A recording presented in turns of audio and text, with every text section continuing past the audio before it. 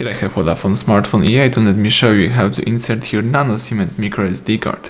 So at the very beginning, let's start by pressing the power key, let's choose shutdown and wait until your device will be completely switched off. Then you need to open the back cover, let's do it step by step, from the bottom of the device to the top. Alright, let's just remove the whole thing from your device. Now you can here insert the micro SD and nano SIM card. So let me start this operation by using micro SD. Here I have such a card with the characteristic edge right here. So let's just put this card right here and push it to the end. Now let's insert the nano SIM card with the characteristic edge right here. Let's put this card right here.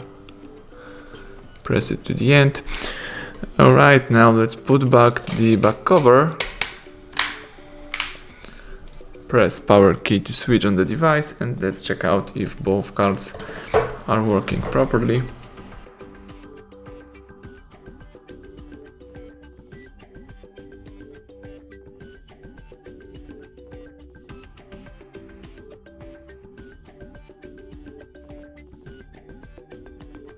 Now let's unlock the screen.